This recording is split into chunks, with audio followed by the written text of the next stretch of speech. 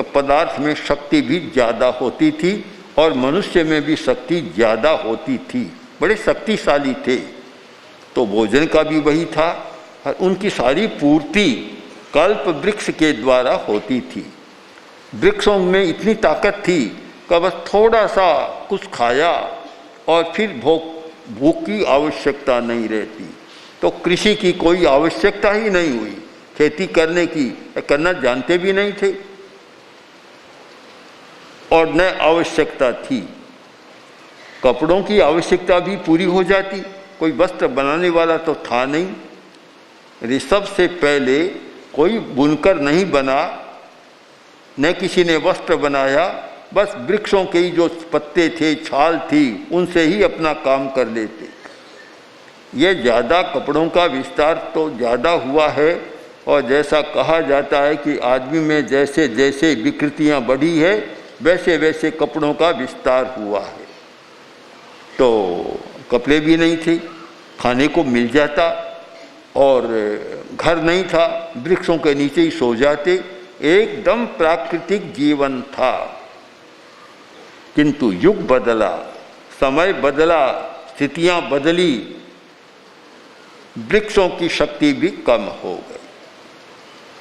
उनकी जो उत्पादकता थी और उनमें जो पोषक शक्ति थी उसमें कमी आ गई।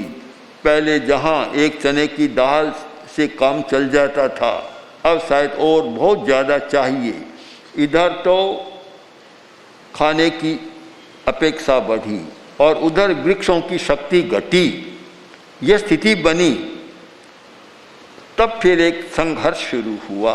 अब देखिए संघर्ष का इतिहास, एक हिंसा का इतिहास। का हिंसा कब शुरू होती है, संघर्ष कब शुरू होता है कि जब यह स्थिति बन जाती है, उस अवस्था में एक संघर्ष पैदा होता है। यौगलिक कभी छीना झपटी करना नहीं जानते थे, कभी अधिकार करना भी नहीं जानते थे। सब वृक्ष स्वतंत्र, किसी पर किसी का अधिकार नहीं, न कोई अहंकार और न कोई ममकार। अहंकार जन्मता है सत्ता के साथ, वह नहीं थी। ममकार जन्मता है अभाव के साथ। जब अभाव होता है, कम होती है वस्तु, तब मेरापन सोचता है कि इकट्ठा कर लूँ, इकट्ठा कर लूँ।